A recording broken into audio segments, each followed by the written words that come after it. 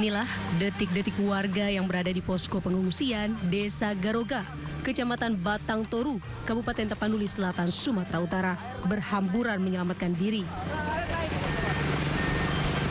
Airnya udah naik, air naik.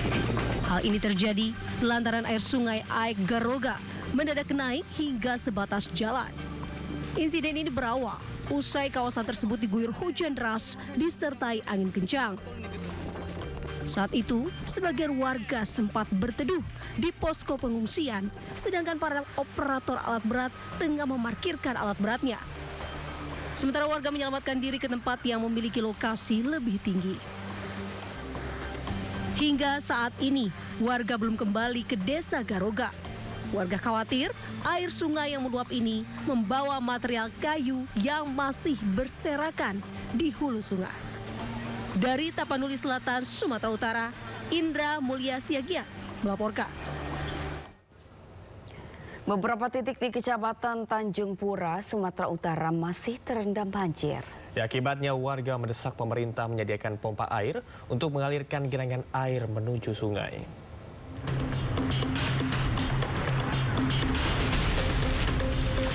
Beberapa titik di Kecamatan Tanjung Pura, Sumatera Utara masih terendam banjir. Warga mendesak pemerintah menyediakan pompa air untuk mengalirkan genangan air menuju sungai. Ketinggian air antara 60 hingga 80 cm menyulitkan aktivitas warga sejak beberapa hari terakhir. Bahkan genangan air di permukiman warga sudah mulai mengeluarkan aroma tidak sedap, dikhawatirkan akan menimbulkan penyakit untuk warga. Warga berharap pengoperasian waduk diharapkan menjadi solusi utama untuk membuang genangan air ke Sungai Sei Batang Serangan agar kondisi permukaan kembali normal.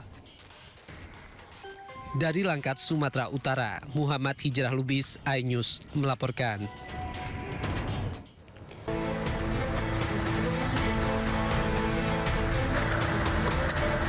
Polisi menetapkan sedikitnya 2 tersangka dalam kasus penipuan wedding organizer PT Ayu Lestari Sejahtera. Tersangka pertama yakni Ayu Puspita berperan sebagai pemilik usaha dan penanggung jawab kegiatan.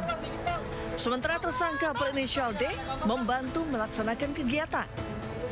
Para tersangka dijerat pasal penipuan dan penggelapan. Sementara 3 orang lain yang juga ditangkap masih dalam pemeriksaan. Pada hari ini kami dari Polres Metro Jakarta Utara sudah menetapkan 2 orang tersangka dengan inisial A perempuan dan D laki-laki, yang mana perannya yaitu A sebagai penanggung jawab dari semua kegiatan, kemudian D yang membantu melaksanakan seluruh kegiatan tersebut, yang aktif membantu. Sebelumnya ratusan orang korban WO bodong tersebut menggerebek rumah pemilik WO di kawasan Cipayung, Jakarta Timur. Masa mengamuk lantaran saat diinterogasi oleh korban, pemilik WO berbelit-belit dalam memberikan keterangan. Tak puas menggeruduk rumah pelaku, para korban WO bodong tersebut juga mendatangi Polres Metro Jakarta Utara. Tim Liputan iNews melaporkan.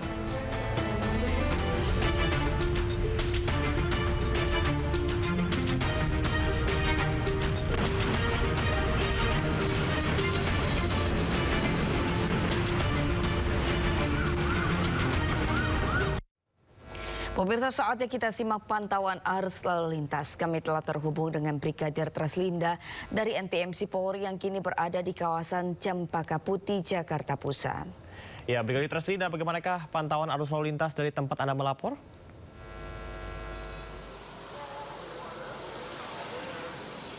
Ya baik, terima kasih Jamar dan selamat pagi pemirsa. Saat ini aktivitas pagi di kawasan Cempaka Putih ini sudah mulai mengalami peningkatan volume kendaraan yang signifikan. Seperti yang terlihat pada gambar ini, aktivitas pada kantor Teragon yang mengalami kebakaran kemarin saat ini sudah berangsur normal untuk aktivitas kendaraan di kawasan ini yang melintas. Memang ada sedikit perlambatan kecepatan kendaraan pada aktivitas masyarakat yang melintas, di mana berhenti untuk melihat sisa ataupun puing gedung, sehingga ini juga menjadi salah satu hal ataupun faktor perlambatan kecepatan kendaraan di kawasan ini. Namun hingga saat ini arus lalu lintas yang akan mengarah ke Pulau Gadung terbilang normal, tidak ada hambatan-hambatan. Kemudian untuk arus lalu lintas yang akan mengarah ke arah Senen hingga saat ini mengalami antrean ataupun kepadatan yang cukup signifikan, di mana kecepatan kendaraan ini dapat dipacu dengan kecepatan 20 sampai dengan 30 km per jam. Hal ini terjadi dari pukul 6 pagi tadi hingga saat ini masih terjadi perlambatan kecepatan kendaraan. Tentunya kami juga harapkan Anda untuk menjaga batas kecepatan, kemudian jaga jarak aman kendaraan Anda, saling menghargai antar sesama pengguna jalan. Hal ini untuk mencegah terjadinya kecelakaan lalu lintas. Kemudian kami juga harapkan Anda dapat menggunakan jalur sesuai dengan ketentuan. Hal ini untuk memberi ruas jalan juga kepada bus pada jalur busway sehingga tidak menghambat aktivitas kendaraan di kawasan jalur busway tentunya. Kemudian untuk kendaraan yang akan mengarah ke Kemayoran sampai saat ini dalam keadaan relatif lancar. Kemudian di arah sebaliknya dari Kemayoran yang akan keluar mengarah ke arah Senen saat ini cukup ramai, cenderung tersendat, di mana antrian kendaraan di belakang traffic light mencapai 200 meter. Dominasi kendaraan pribadi roda 4 dan juga roda 2. Kemudian memang Camar dan juga Sabrina, yang menjadi perhatian kami di kawasan ini adalah masalah penggunaan helm standar SNI. Untuk itu bagi para pengguna jalan, kami harapkan Anda apabila beraktivitas pada jalan raya, penggunaan helm standar SNI sudah menjadi hal yang diharuskan. Hal ini diatur melalui Undang-Undang Lalu Lintas dan juga Angkutan Jalan. Kemudian kami juga menginformasikan data SMS Korlantas Polri dalam kurun waktu 1 kali 24 jam terjadi 272 kasus laka lantas dengan rincian korban meninggal dunia sebanyak 25 orang, kemudian korban luka berat 32 orang, korban luka ringan sebanyak 307 orang. Dari data tersebut 74% terjadi didominasi dengan kendaraan roda 2. Untuk itu tidak bosan-bosannya kami mengingatkan kepada pengendara roda 2 agar dapat mengutamakan keselamatan dengan penggunaan helm standar SNI maupun menjaga batas kecepatan kendaraan Anda.